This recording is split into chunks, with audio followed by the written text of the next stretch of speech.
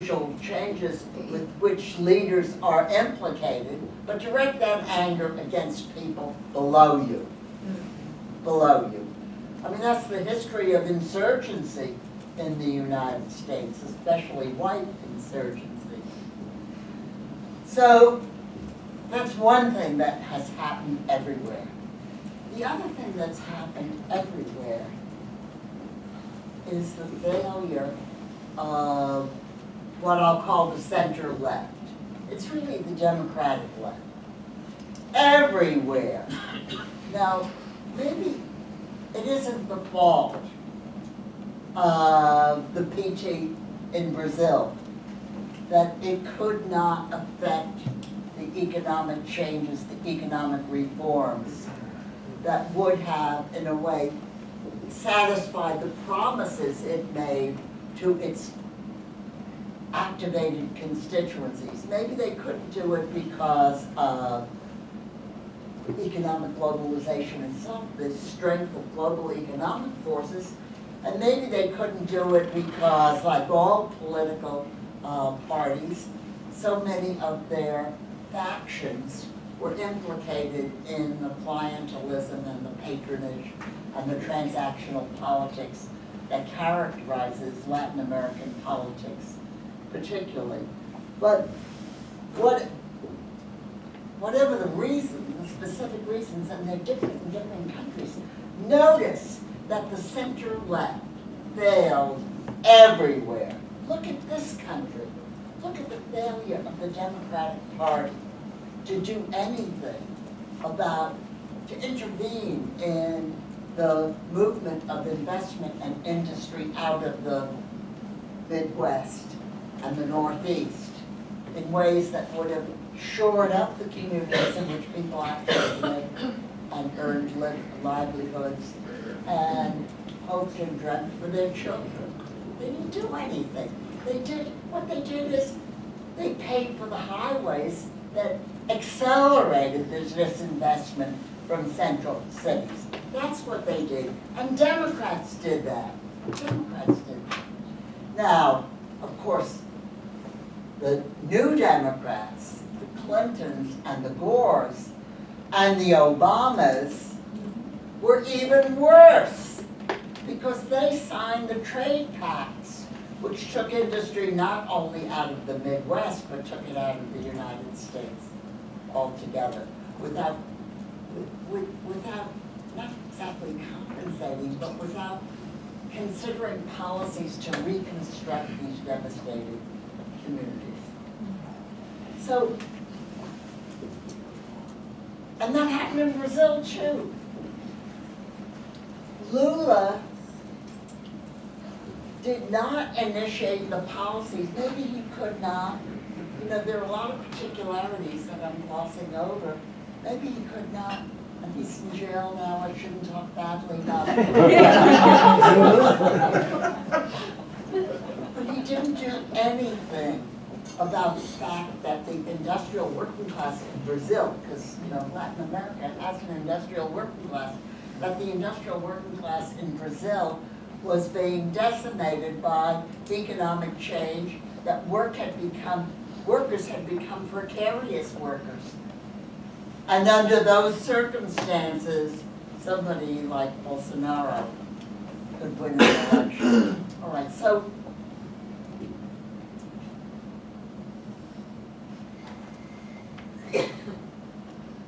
the point I'm making is that the rise of the right in the United States also occurred everywhere, and that the reasons, even though we're such different societies, the reasons were broadly similar. The reasons were broadly similar. And those reasons created the vacuum in popular politics, working class politics, which made it possible for strong men to emerge and to capture a following. One such strong man was Donald Trump, the idiot. Really, he's a nut. A megalomaniac. so destructive. I'm not sure the others are much better. But he has done enormous harm. Maybe the Democratic victories in the House of Representatives will put a halt to that. Maybe they will investigate, and begin to prosecute. I hope so.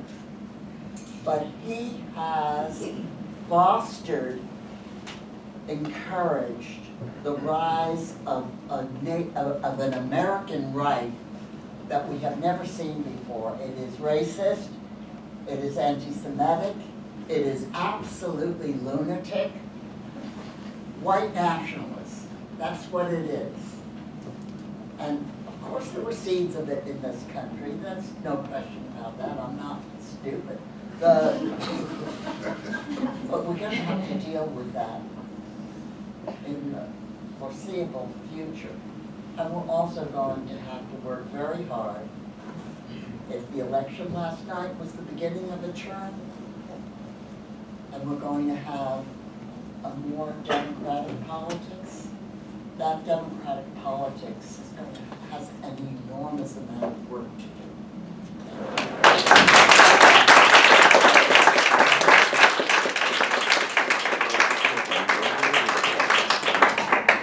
Thank you for all those wonderful insights. I learned a lot. I'm sure there are a lot of questions.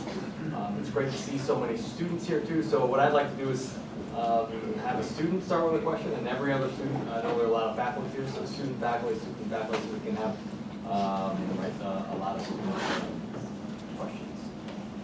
So a lot of hands up. Yes.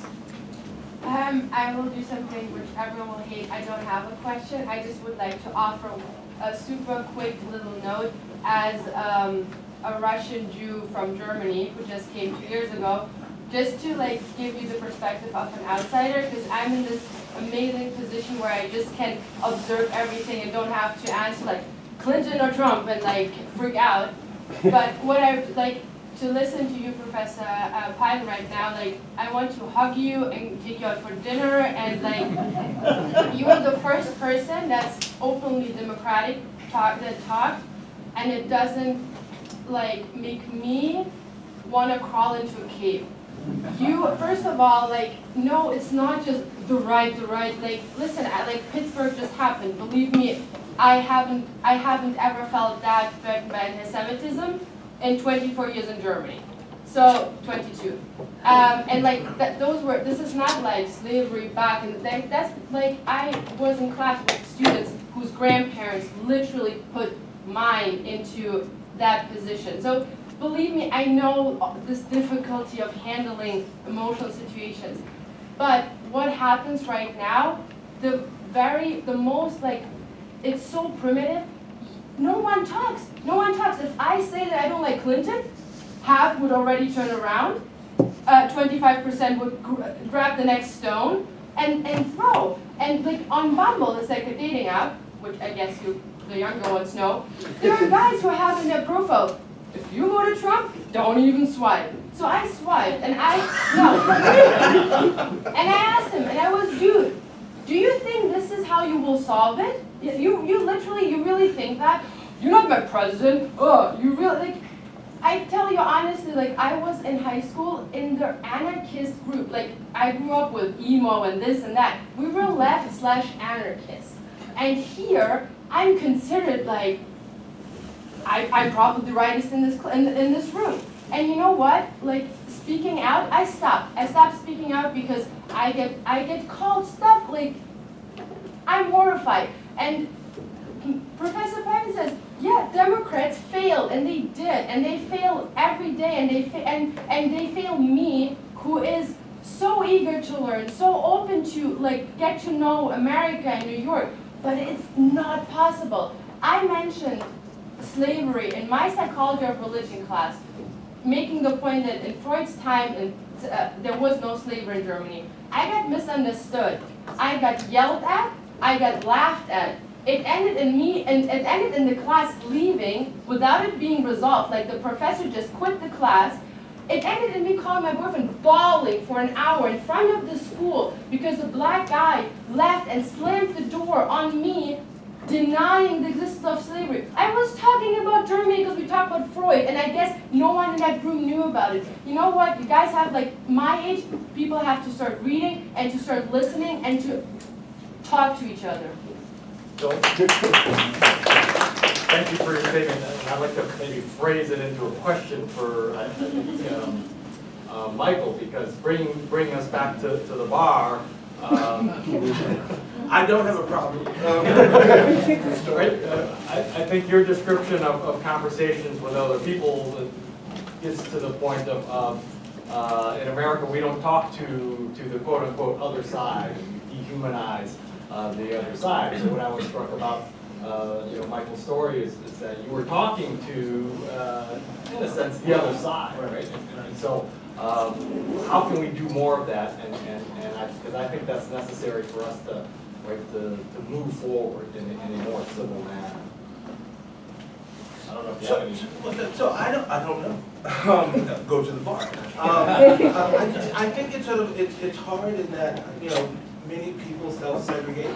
We have our online presence where you can decide to swipe, whoever you want to swipe, and it's probably someone that is aligned with your own politics. And so, in many ways, the structures of American civil society are such that it makes it hard for people to cross socioeconomic and racial boundaries unless there is some kind of broader structure, process, institution that can bring people, can unite people across the divide. But I just want to make one comment. I was struck by, I would agree with everything that Francis said, which I always do. But I will also add that I think within the American context, we also need to problematize a bit whiteness, right? So that capitalism is extremely important to this sort of broader global story, but there's also, for me, something particular about whiteness in the United States, right? So black folk also lost factories, right? But we don't vote for Donald Trump, right? Black folk also lost jobs in central cities. And so our reaction was not to necessarily go to this sort of unhinged, insane person. And so I think there is a question about how race functions in the United States, or perhaps, with refugees going to Europe and other places, how race functions in other contexts that interacts with capitalism to help explain this sort of Trump movement. I have a question for Dr. Piven and possibly Dr. Porter. When it comes to the new Florida law that enfranchises and gives voting rights to all the felons, what are your expectations? How many people, why not? I think the memorandum I read estimated that 1.5 million disenfranchised former felons were gaining vote in Florida. Now, it's often said by political scientists who study voting and electoral politics that, a lot of people just don't vote. But that is really conditioned. That depends on the politics going on around them. It also depends on the work of the political parties and activist groups in mobilizing, reaching, communicating with the voters. Now, I think that one of the things that happened in this election, in yesterday's election, it was just yesterday? One of the things that happened in yesterday's election is that there was a tremendous amount of mobilization. A lot of it not being undertaken by the institutions that are supposed to do it, the political parties. A lot of it by a whole range of activist groups. And folks were susceptible, I think, to their appeals because of what's going on in American politics. If that's what's happening, a lot of those formerly disenfranchised ex-felons will vote. And I point out, by the way, that there is a small movement among felons themselves to demand the franchise. And that also would make a difference. You know, when black people in the South, who had basically been non-voters in the American political system till the mid-1960s, when they were enfranchised by the Voting Rights Act, and to some extent by the Civil Rights Act of 1964 that preceded it, they voted. They voted, and they changed American politics. So, yes, we should work to enfranchise ex-felons. After all, we have taken a whole population of black and brown people, put their young behind bars, and then we just enfranchise them? That's appalling. What other country in the world has done that? And yes, give them back the vote.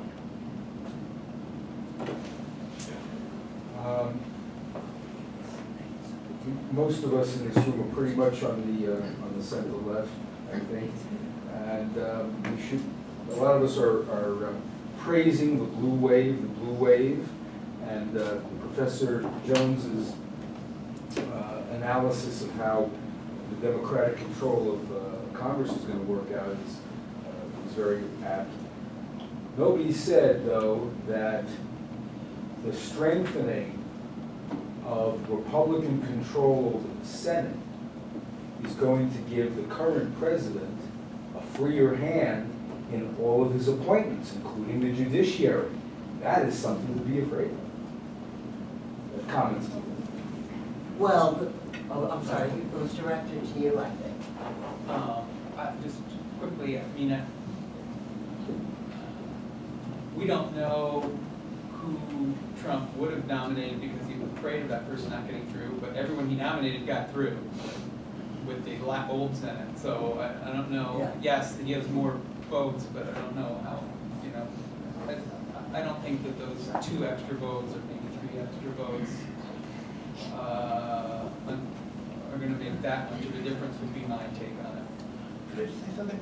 So despite what's going on in the Congress, I think you should also pay attention to sort of what's going on at the state and local level, right? That part of the blue wave, particularly in New York, from my perspective, was extremely awesome, right? So while there are limits to what the Democrats can do in terms of policy, which will force them to rely on some framing issues, I do think, you know, again, who knows what the hell Cuomo's going to do, but there's an opportunity at the state level for, I think, really robust progressive legislation that can slowly sort of, you know, change the politics across the country. I noticed none of you mentioned climate change or anything relating to the environment. Do you think that will be an issue in the next 2 years? I don't, that's a foreign policy issue, I guess. I mean, I saw, you saw very little discussion of it, at least in the, you know, kind of communications I was looking at. I don't know, you know, the question is, I think what they're gonna do is try and, you know, at least Democrats are going to triangulate between what's popular with the public, and if they can come out with some kind of climate change proposals that actually a broad swath of the public wants or supports, they'll put it out there. But of course, it won't go anywhere. And cap and trade and Yeah. the carbon tax just crushed the Democrats. I don't think they want to touch that again. Yeah. I think they're happy to investigate Ryan Zinke and all the weird shit that's going on in the interior, but I don't see like a cap and trade thing going through. Even as just an idea to put out there, I think they want to stay away from that. Carbon tax was defeated in Washington State, too. Could be something like that, yes. I'm sorry. The carbon tax proposition was defeated in Washington Yeah, State. so, It's like- there you go. Yeah. I think this has been a terrific panel, and in some ways upbeat until Francis gave us the big picture approach, for which I don't have any answers, and I don't know that anybody does. That is, it's not just capitalism, but it's also the new technology. So I'll leave that, and maybe somebody else will have an answer. I wanted to come to a simpler question. David mentioned that with the hearings and so on, they can make a point, and legislatively, is it in the domain of the federal government for the House to pass a bill, which I realize the Senate may not go with, requiring candidates for the presidency to make public their tax returns in advance? I think so. I think people have talked about that as an idea. And then the Democrats have to decide, do they want to make their legislative agenda very personal about Trump in particular? But it could be part of a package, like Right. Tina was saying, if it's kind of. Yeah, but I think, I mean, there's been enough investigations, and Right. so I think they might steer away from that. Yeah, that's So what they're I'm not- sort of thinking. If it just looks like it's anti-Trump, Right. they might want to make it something more general. But can they do it? Yes, I Yes. think they can. Yeah, I agree. It's a fantastic panel and very complimentary. So I got a very full picture of what's going on. And I'm not even American, but this is very what I wanted to speak to is what Professor Fox said about the failure of the Democratic Party due to some capitalist interests and probably some overlap with some corporate interests. And also to Professor Fortner's question, how do we speak to the other side? And what I hear is there is despair, economic despair that could have led to the election of far-right political parties around the world. And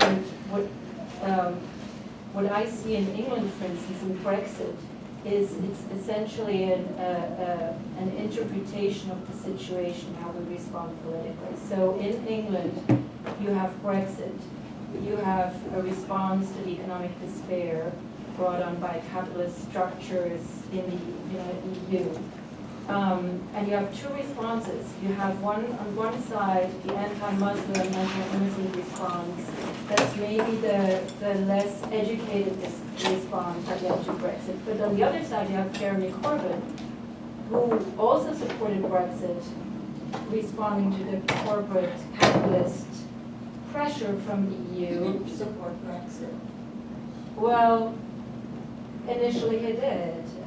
But you have the You intellectual. raised questions about. He raised their- questions, yeah, initially he did.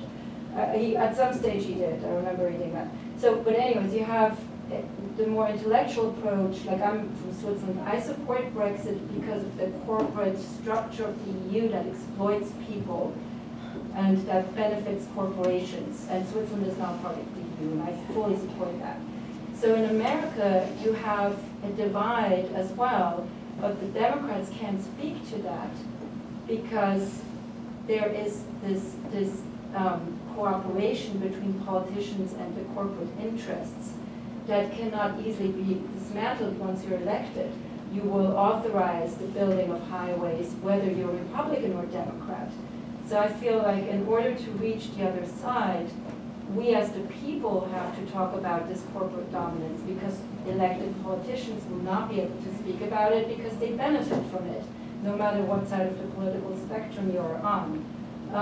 So I feel there needs to be some kind of intellectual empowerment from the people to the people that moves away from the narrative of politicians, whether that's Democrat or Republican. So I have some hope here, and that is for a long time I think, and I guess this goes back to something, for instance, said about Clinton and the Obamas. I've been concerned about the alliance of identity politics and neoliberalism, right? And so you have someone like Cory Booker who knows how to play race and ethnicity very well, but also is in bed with Wall Street, right? But now Cory Booker is trying to sound like Marx. So something happened on the way to the next election to 2020 to a lot of people, and it looks like that there may be some space to cleave, I think, parts of the Democratic Party away from certain parts of the corporate establishment.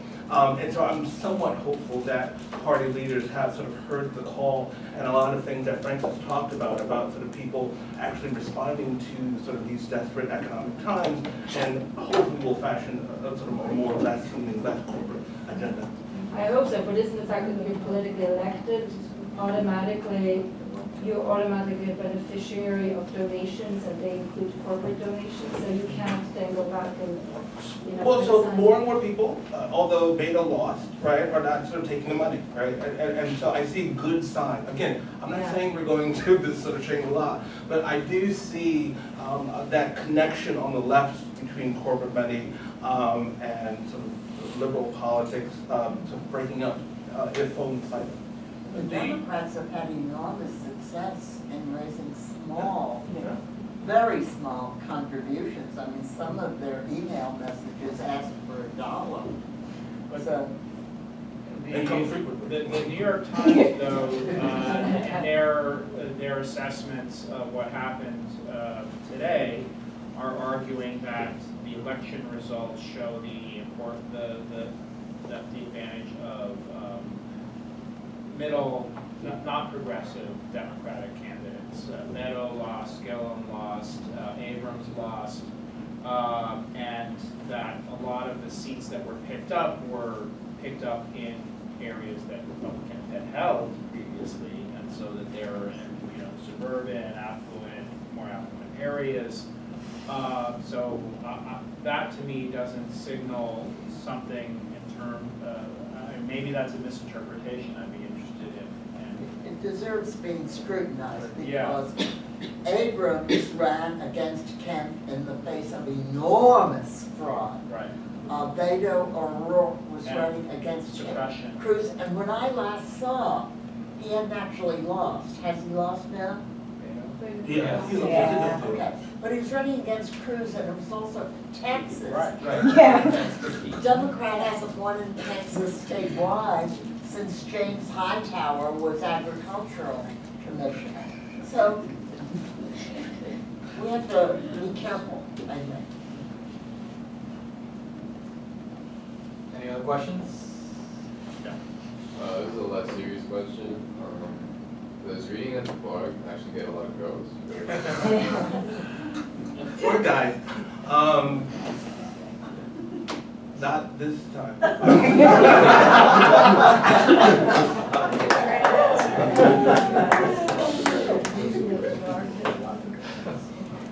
Oh,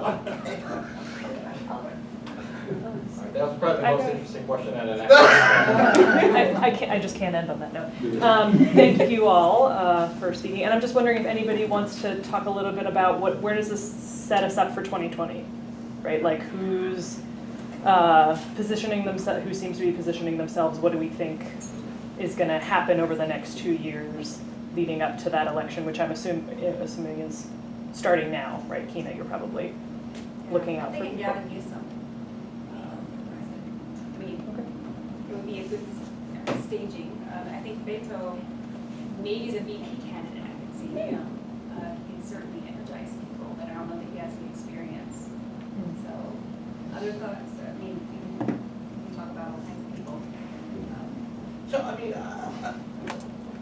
to go back to this question, I changed a little bit on this issue. For a long time, I thought it was Kamala and Corey.